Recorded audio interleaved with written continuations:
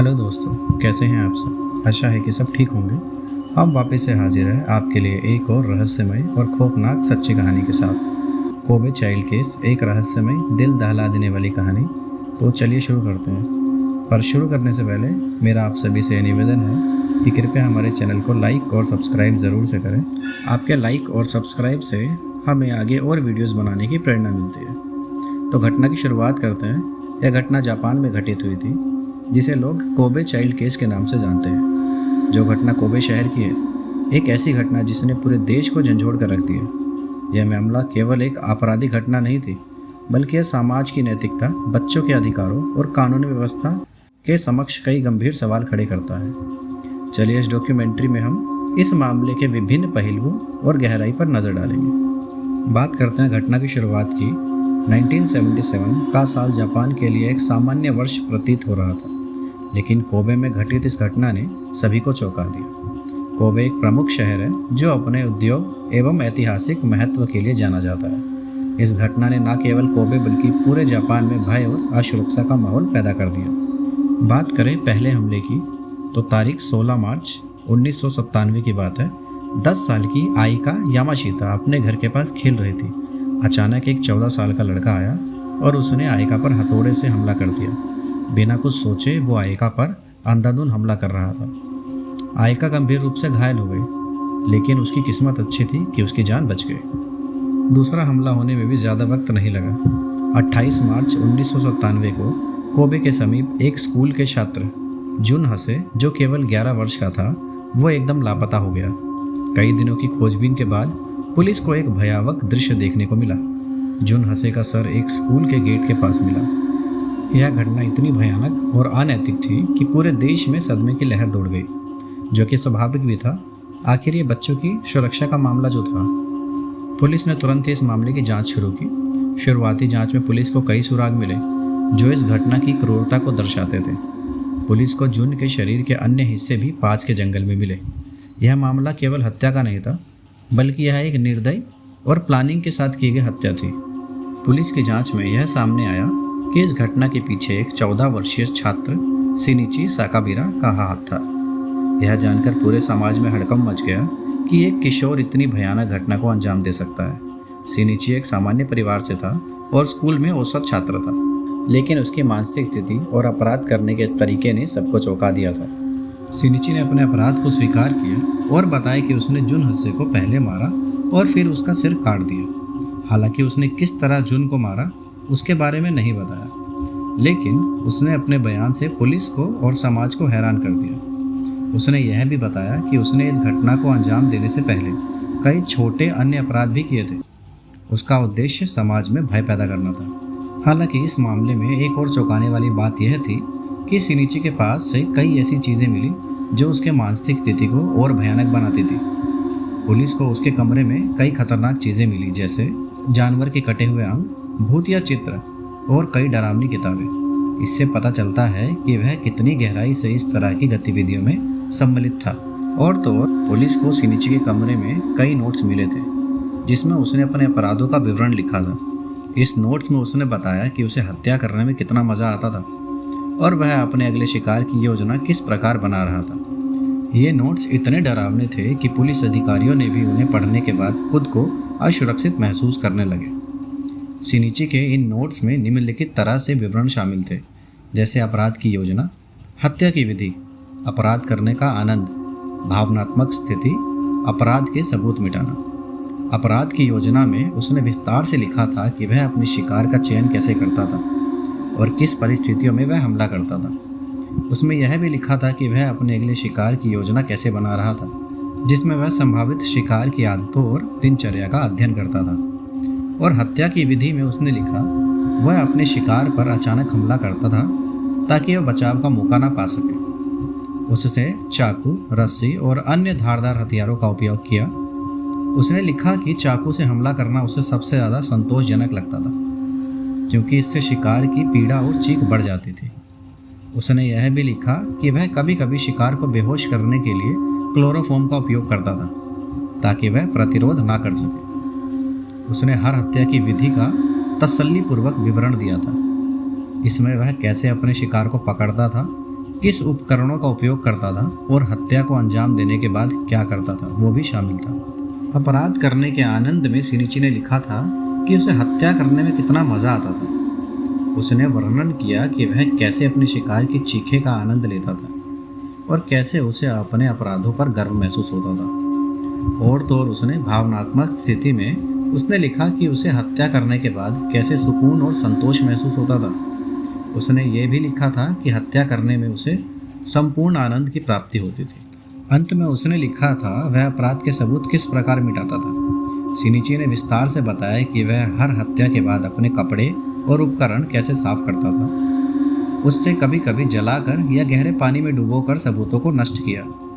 उसने लिखा कि वह अपने अपराधों के दौरान मोबाइल फ़ोन का उपयोग नहीं करता था ताकि पुलिस उसके स्थान का पता न लगा सके। इन नोट्स ने पुलिस को शिनिची का मानसिक स्थिति और उसके अपराधों की गंभीरता का गहरा एहसास कराया। नोट्स पढ़ने के बाद पुलिस अधिकारियों ने खुद को असुरक्षित महसूस किया। सोचिए, एक 14 साल का बच्चा जिसके दिमाग में कितना कुछ था जो उन नोट्स के द्वारा पता चल रहा था। शिनिची की मानसिक स्थिति को लेकर कई मनोवैज्ञानिक अध्ययनों और परीक्षणों का आयोजन किया गया। उसके व्यवहार और मानसिक स्थिति ने कई मनोवैज्ञानिक को चिंतित कर दिया। उसके मानसिक स्थिति का अध्ययन करने पर यह पाया गया कि वह एक साइकोपैथिक व्यवहार का प्रदर्शन था।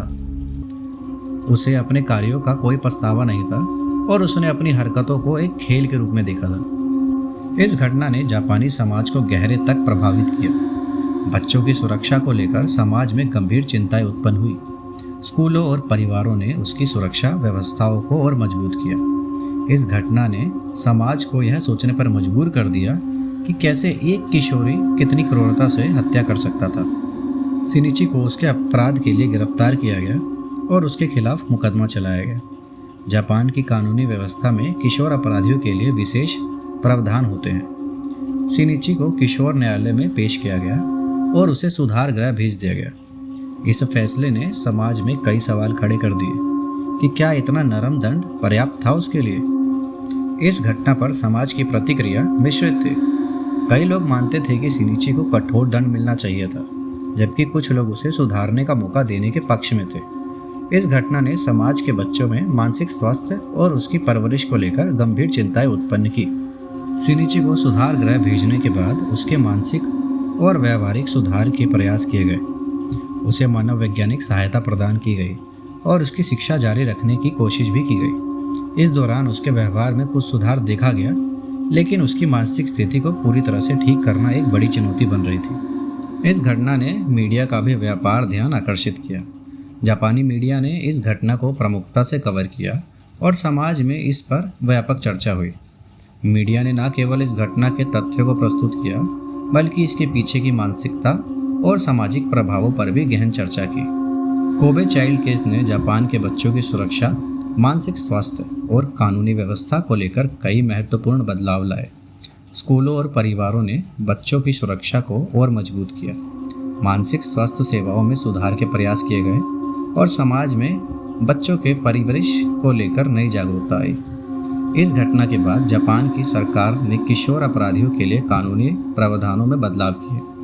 किशोर न्याय प्रणाली को भी सख्त बनाया गया और बच्चों के मानसिक स्वास्थ्य पर विशेष ध्यान देने के लिए नई नीतियां बनाई गई।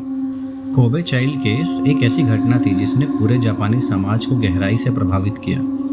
इस घटना ने न केवल अपराध की क्रूरता को उजागर किया, बल्कि समाज को यह सोचने पर भी मजबूर किया कि बच्चों की सुरक्षा और मानसिक स्वास्थ्य को लेकर और क्या कदम उठाए जा सकते हैं। यह घटना एक चेतावनी के रूप में हमेशा याद रखी जाएगी, जिससे समाज को जागरूक किया और बच्चों की सुरक्षा के प्रति नए कानून भी प्रस्तुत किए।